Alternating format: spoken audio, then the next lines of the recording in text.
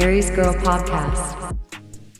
Hello Zodiacs. It looks like Maurice Luther King Jr., also known as Maurice Scott, has gotten off scot-free with his DUI charge. And yes, that pun was definitely intended.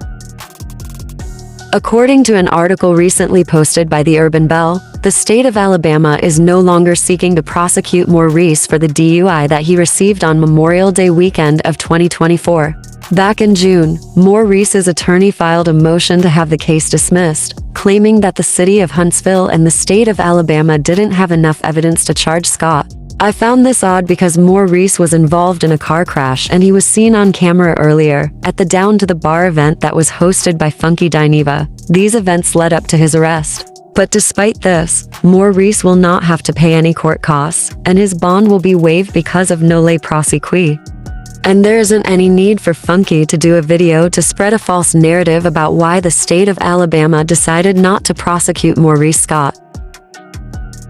Nolle prosequi is the Latin term used in law for deciding against prosecuting someone. Long story short, the state of Alabama filed a nolle prosequi motion, and Maurice's DUI charge is over and done with. Hopefully, Maurice has learned his lesson, and he will never get behind the wheel of a vehicle again after consuming alcohol. He should be thankful that he didn't hurt himself, or worse, hurt someone else. I'm going to remain hopeful, but to be honest, I'm actually doubtful because 35% of people who initially get one DUI end up getting a second. Karen Huger of The Real Housewives of Potomac is a perfect example. Her recent DUI is her second. Karen didn't even go to jail for her first DUI, and it makes me wonder if she would have gotten a second DUI if she had to suffer the consequences of her first with some time behind bars. In other nolle prosequi news, we've got to talk about Stormi Steele and how she was the recipient of grace granted to her by the content creator who she threatened harm against at her warehouse.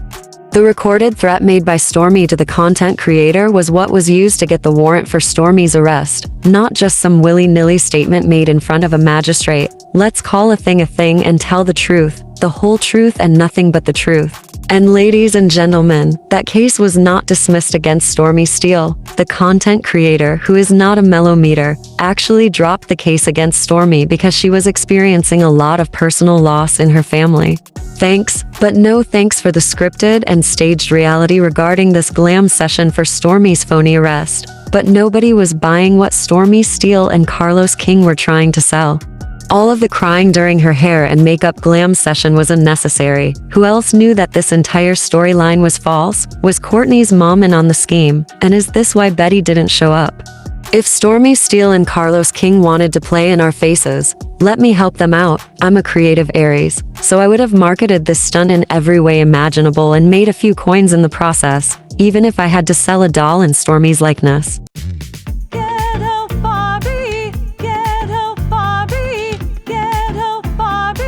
Now with Fendi outfit and shiny new handcuffs, body drops and body glaze sold separately. That's what's up. I mean, if we're going to make believe that we are going to jail, let's really make believe.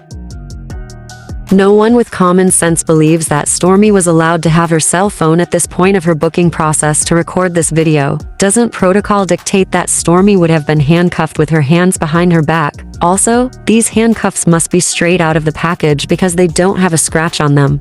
My advice to Stormi Steele and for the powers that be at Love and Marriage Huntsville is to stop perpetuating this falsehood in order to garner sympathy, especially since Stormi has quit the show and the content creator that she threatened is sick of being lied on.